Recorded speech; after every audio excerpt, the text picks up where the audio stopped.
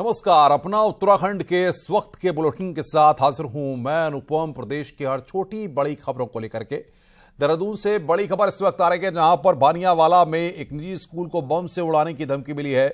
Mail के जरिए आपको बता दें कि यह धमकी दी गई है, बम से उड़ाने की धमकी दी गई है।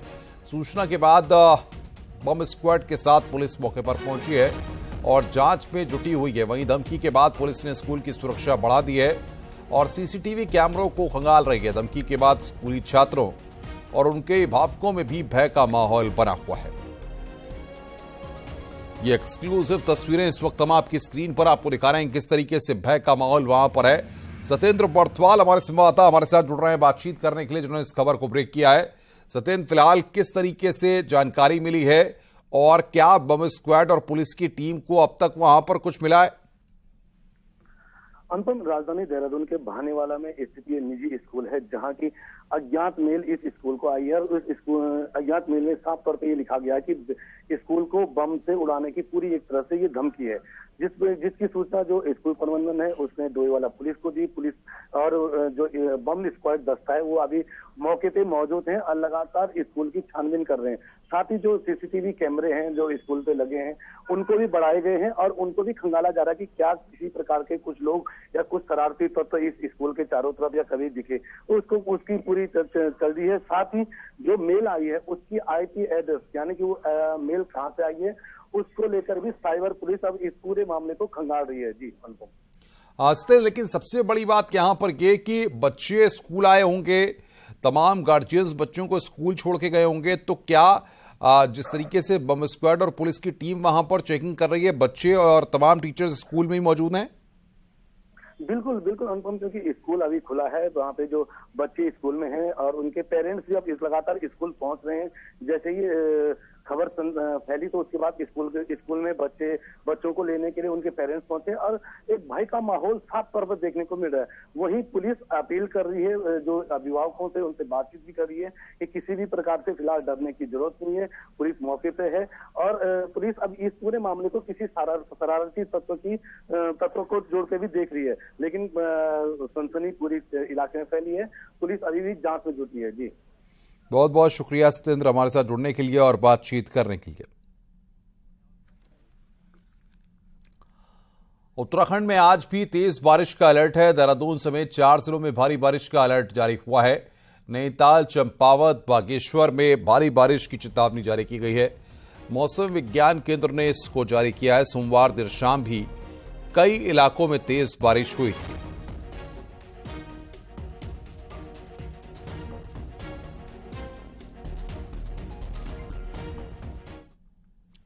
चमोली में बद्रीनाथ हाईवे एक बार फिर से बंद हो गया है। पीपलकोटी के पास हाईवे बंद हुआ है।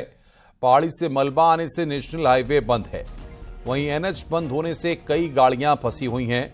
वहीं हल्की बारिश में भी नेशनल हाईवे बंद हो रहा है।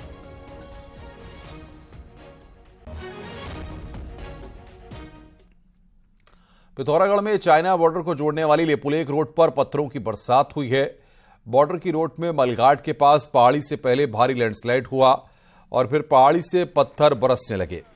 भारी लैंडस्लाइड के चलते BRO की पोकलेन मशीन भी दब गई, जबकि ड्राइवर और रोड में मौजूद लोगों ने जैसे तैसे भागकर अपनी जान को बचाया है।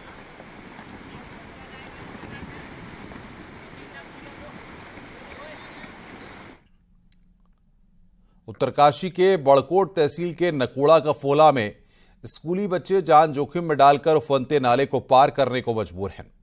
कफोला गांव से बच्चे नकोड़ा स्कूल आते जाते हैं। ग्रामीणों ने उफनते नाले पर एक छोटा सा लकड़ी का पुल बनाकर उससे आवाजाही कर रहे हैं।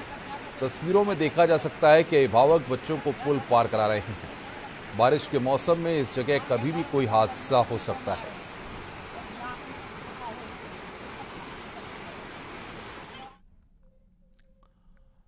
बात करेंगे सीएम पुष्कर सिंह धामी के दिल्ली दौरे की। तो मुख्यमंत्री धामी दिल्ली में हैं और यहां पर प्रधानमंत्री नरेंद्र मोदी से मुलाकात की है। PM हाउस में यह मुलाकात हुई है। इस मुलाकात में कई मुद्दों पर बातचीत हुई है। सीएम धामी ने देहरादून मेट्रो के लिए PM मोदी से अनुरोध किया है। वहीं UCC के मुद्दे पर सीएम धामी ने कहा है कि कमेटी तेजी से काम कर रही है और सभी पहलुओं को ध्यान में रखते हुए उसे लागू करेंगे। इस दौरान सीएम धामी ने उत्तराखंड के कई उत्पाद भी PM मोदी को भेंट किए। सीएम पुष्कर सिंह धामी ने भांग के रेशे की शॉल, बीड़ू यानी हिमालयन अंजीर के उत्पाद, नंदा देवी राजजात के परंपरागत वाद्य यंत्र, ढोल, दमाऊ और रणसिंघा युक्त प्रतिकृति भी भेंट की है। देहरादून में न्यू मेट्रो की स्वीकृति के लिए भी, जिसके लिए हमने पहले भी भारत सरकार से अनुरोध किया, आज आदरणीय प्रधानमंत्री जी से भी मैंने उसका अनुरोध किया है। उसके होने से निश्चित रूप से पर्यावरण की दृष्टि से भी जो है ये अत्यंत उपयोगी सिद्ध होने वाली है। और 22 किलोमीटर की लंबाई की ये न्यू मेट्रो जो देहरादून के लिए है, उसके संबंध में भी चर्चा की है। साथ में सौंग डैम, जो कि आने वाले समय में पूरे देहरादून के लिए अगले 50 सालों के लिए जल स्तर और पेयजल की सुनिश्चितता करने वाला प्रोजेक्ट है, उस प्रोजेक्ट के संबंध में भी मैंने निवेदन किया है। भारतीय जनता पार्टी के राष्ट्रीय संगठन महामंत्री बीएल संतोष के दौरे के बाद उत्तराखंड में मंत्रिमंडल विस्तार की चर्चाएं जोरों पर हैं। एक हफ्ते में मुख्यमंत्री के दूसरी बार दिल्ली दौरे ने भी बीजेपी नेताओं और मौजूदा मंत्रियों की धड़कनें बढ़ा दी हैं।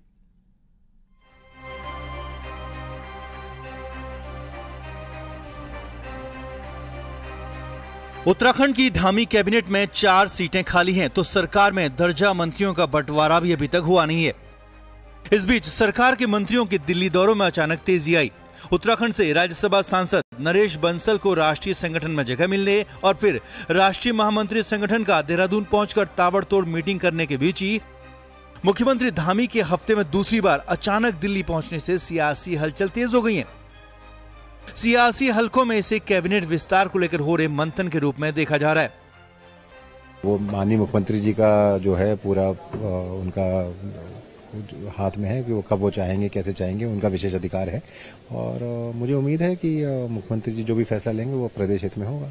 वर्तमान में जो दायित्व मिला है कैबिनेट मिनिस्टर का और जो विभाग मिले हैं उनके तहत अपने दायित्वों का निर्वहन कर रही हूँ। आने वाले भविष्य में भी पार्टी जो भी निर्देश देगी उसका पालन करूंगी। कैबिनेट विस्तार होता है तो गढ़वाल और कुमाऊं से कई नामों की चर्चाएं, जिनमें कुमाऊं से सुरेश गढ़िया, राम सिंह केड़ा, शिव अरोड़ा, फकीर राम टमटा हैं, तो वहीं गढ़वाल से विनोद कंडारी, खजान दास, विनोद चमोली, आदेश चौहान के नाम चर्चाओं में शामिल हैं। तो मुझे लगता है कि जो भी निर्णय होगा अच्छा होगा, सकारात्मक होगा। और जहां तक मेरा सवाल है, मुझे संगठन ने बहुत कुछ दिया है, आगे जो भी जिम्मेदारी अगर सरकार सौंपती है तो उसका निर्वहन करेगा। कैबिनेट विस्तार हुआ तो नए चेहरों की तो एंट्री होगी, सियासी गुणाभाग में कुछ मौजूदा चेहरों की भी अदला बदली हो सकती है। हालांकि सियासी जानकारों के मुताबिक लोकसभा चुनाव से पहले बीजेपी बड़े फेरबदल से बचना चाहेगी। देहरादून से न्यूज 18 के लिए सुनील नवप्रभात की रिपोर्ट। बागेश्वर उपचुनाव को लेकर भारतीय जनता पार्टी ने तैयारियां शुरू कर दी हैं और राष्ट्रीय महामंत्री संगठन बीएल संतोष के दौरे में बागेश्वर उपचुनाव पर भी चर्चा हुई है और कैबिनेट मंत्री सौरभ बहुगुणा को बागेश्वर उपचुनाव के लिए प्रभारी बनाया गया है। प्रभारी बनाए जाने के बाद सौरभ बहुगुणा ने मुख्यमंत्री पुष्कर सिंह धामी और केंद्रीय नेतृत्व का आभार जताते हुए बागेश्वर उपचुनाव को जीतने की बात कही है। बागेश्वर का प्रभारी मंत्री हूं और धन्यवाद करता हूं अपने प्रदेश नेतृत्व का कि मुझे उपचुनाव का भी प्रभारी बनाया गया है और संगठन से राजेंद्र सिंह बिष्ट जी को बनाया गया है। पूरी कोशिश रहेगी कि जितने वोट से स्वर्गीय चंदन रामदास जी पिछली बार जीते थे 22 के चुनाव में, उसको हम बेटर करके ये सीट तो देखिए बीजेपी पक्का जीत रही है। कांग्रेस ने 5 राज्यों के विधानसभा चुनाव को देखते हुए सीनियर ऑब्जर्वर की लिस्ट जारी कर दी है। उत्तराखंड से कांग्रेस नेता प्रीतम सिंह को छत्तीसगढ़ में सीनियर ऑब्जर्वर बनाया गया है। उनके साथ मीनाक्षी नटराजन को ऑब्जर्वर बनाया गया है। प्रीतम सिंह के अलावा मधुसूदन मिस्त्री को राजस्थान, रणदीप सिंह सुरजेवाला को मध्य प्रदेश और तेलंगाना में दीपा दास मुंशी को इस जिम्मेदारी सौंपी गई है। प्रीतम सिंह मौजूदा वक्त में चक्राता से 6ठी बार कांग्रेस के विधायक हैं। प्रीतम सिंह उत्तराखंड कांग्रेस के प्रदेश अध्यक्ष और नेता विपक्ष भी रह चुके हैं।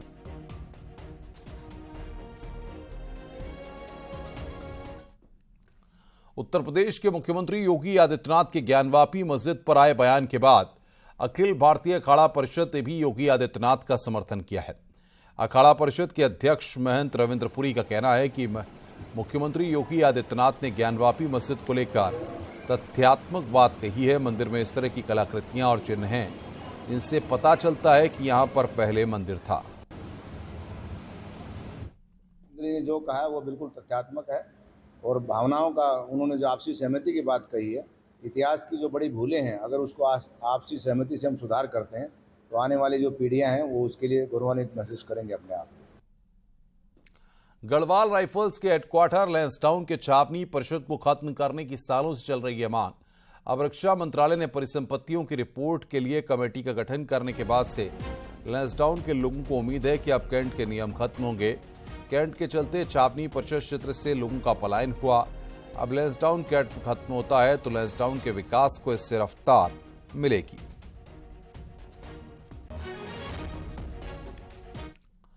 नैनीताल का कैंची धाम कौन नहीं जाना चाहता, लेकिन नीम करौली धाम जाने के लिए प्रकृति से भरे नजारों और वाइल्ड लाइफ के बीच ट्रैकिंग कर जाया जा सकता है, जिसकी खोज न्यूज 18 की टीम ने भी की है। देखिए हमारी रिपोर्ट।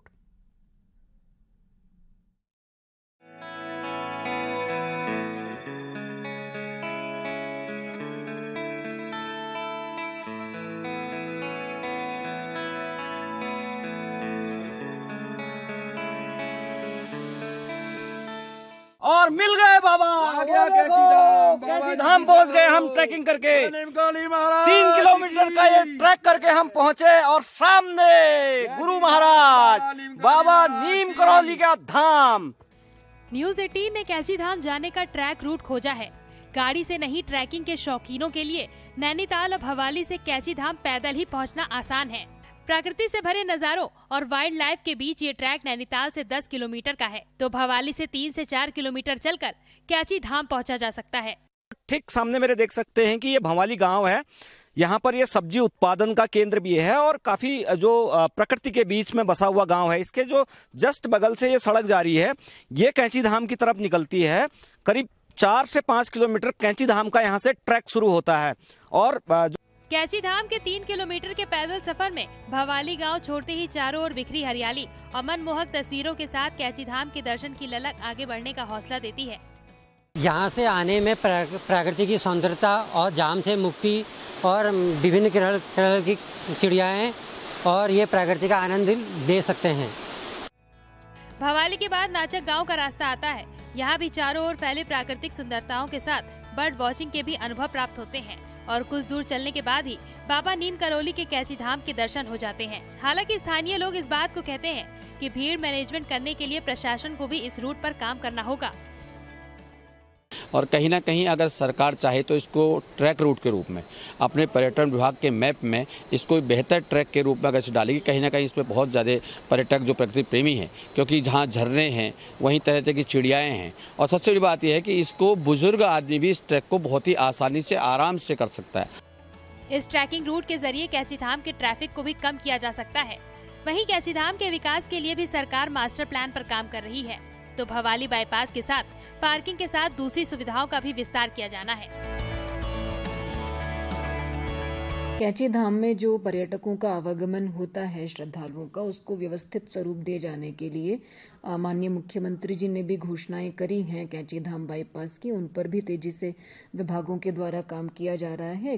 कुछ डीपीआर शासन में ऑलरेडी भेज भी दी गई है। बाबा दयालु भी हैं और कृपालु भी हैं और जिस तरह का ये ट्रैक है नैनीताल से करीब 10 किलोमीटर का और भवाली से करीब 3-3.5 किलोमीटर का ये ट्रैक है, उससे भी टूरिस्ट यहाँ आ सकते हैं और जाम से मुक्ति भी इससे पूरे ट्रैक से मिल सकती है। जरूरत है सरकारों को इस ओर काम करने की ताकि श्रद्धालु ट्रैकिंग के जरिए भी कैंची धाम आ सकें। वीरेंद्र बिष्ट, न्यूज 18, नैनीताल। उत्तराखंड के पहाड़ों पर हर साल आपदाएं आती हैं, जिससे लोगों को भारी नुकसान भी होता है, लेकिन आपदा के नाम पर दिए जाने वाली राहत राशि न के बराबर होती है। केंद्र सरकार की गाइडलाइन के हिसाब से भवन पूर्ण क्षति होने पर 1,30,000 और आंशिक क्षति होने पर 6,500 रुपए की राहत राशि दी जाती है। घर का सामान, बिस्तर को नुकसान होने पर 5,000 रुपए की राहत राशि। इसके साथ ही 1 हेक्टेयर सिंचित भूमि बहने पर 47,000 की राहत राशि और न्यूनतम 5,000 की राहत राशि दी जाती है, जिससे ग्रामीण लगातार राशि को बढ़ाने की मांग कर रहे हैं।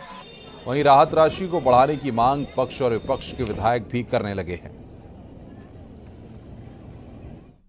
जो हमें ग्राम पंचायतों को वहाँ जो राहत राशि दी जाती है वहाँ कुछ भी नहीं है, जबकि मैदानी इलाकों में इससे जो है कई गुना ज़्यादा दिया जाता है और पहाड़ी क्षेत्रों में ये ना के बराबर है, जबकि सारे साल उनके बर्बाद हो जाते, उस मलबे को हटाते थे, उस राहत राशि 5,000, 7,000, 2,000 होगा क्या, जबकि 5-5 लाख का नुकसान। केंद्र सरकार की जो आय जो राशि है वो बहुत कम है, बहुत लंबे ज़माने से कब से चली आ रही है, तब से जो है हर चीज़ में जो है बढ़ी है। वास्तव में पहाड़ों के लिए जो दैवीय आपदा की जो गाइडलाइन है उसमें कहीं ना कहीं संशोधन करने की ज़रूरत है। जो राशि है, जो ऐच्छिक राशि जो काश्तकारों को मिलती है वो बिल्कुल ना के बराबर है और काश्तकार जो है बहुत परेशान हो जाता है और बहुत उसकी स्थिति खराब हो जाती है पहाड़ों में। रुड़की में पिछले दिनों हुई बारिश से क्रिकेट ग्राउंड में पानी भर गया, जिसकी वजह से खिलाड़ियों को भारी दिक्कतें हो रही हैं और खिलाड़ी दूसरे मैदान में प्रैक्टिस करने को मजबूर हैं और मैदान में जलभराव की वजह से खिलाड़ी परेशान हैं। वहीं कोच का कहना है कि मैदान से पानी की निकासी के लिए कई जनप्रतिनिधियों के चक्कर लगा चुके हैं, लेकिन कोई मदद करने को तैयार नहीं है।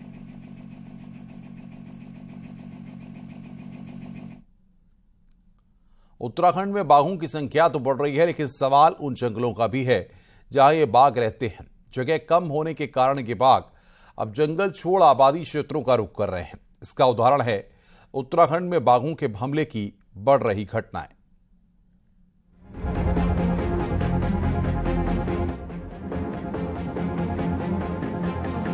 उत्तराखंड में पिछले 4 सालों में 118 बाघ बढ़े हैं। बाघों की संख्या बढ़कर 560 होने के साथ ही उत्तराखंड टाइगर की संख्या वाले देश के टॉप 3 राज्यों में अपनी पोजीशन बरकरार रखे हुए है। लेकिन सिक्के का दूसरा पहलू भी है, जिसने वन विभाग की चिंता बढ़ा दी है। उत्तराखंड में बाघों को लेकर एक नई समस्या सर उठाने लगी है। उत्तराखंड में गुलदार भालू की दहशत तो थी ही, अब बाघ के हमलों की घटनाएं में भी बढ़ोतरी हो रही है। 2022 में बाघ के हमलों में 16 लोग मारे गए, जो पिछले 22 सालों में सबसे बड़ी संख्या है। इस साल भी अभी तक बाघ के हमले में 4 लोग मारे जा चुके हैं। बाघ और इंसानों के बीच बढ़ रहा ये संघर्ष वन विभाग के लिए सबसे बड़ी चुनौती है। उत्तराखंड में पिछले 4 सालों में बाघों की संख्या में 118 की वृद्धि हुई है। प्रदेश में 442 से बढ़कर बाघों की संख्या 560 हो गई है। कॉर्बेट में 29 तो राजाजी में बाघों की संख्या 16 की बढ़ोतरी हुई है। कॉर्बेट टाइगर रिजर्व ने भारत ही नहीं विश्व में भी बाघों के मामले में अपनी बादशाहत फिर से स्थापित की है और इस बार टाइगर रिजर्व के अंतर्गत बाघों की संख्या 260 अंकित की गई है। कॉर्बेट देश का ऐसा टाइगर रिजर्व है जहां कम क्षेत्रफल के बावजूद सबसे अधिक बाघ रहते हैं। जानकार बाघों की बढ़ती संख्या को संघर्ष की वजह मान रहे हैं। जगह की कमी के कारण ये बाघ अपनी टेरिटरी छोड़कर दूसरी जगहों का रुख कर रहे हैं और इससे बाघ और मनुष्य के बीच संघर्ष बढ़ रहा है। ताजा मामला कोटद्वार के रिखरीवाल से सामने आया है। यहाँ बाघ ने एक आदमी को मारने के साथ ही 2 लोगों को घायल कर दिया। वन विभाग ने यहाँ से 2 बाघ को पकड़ा है।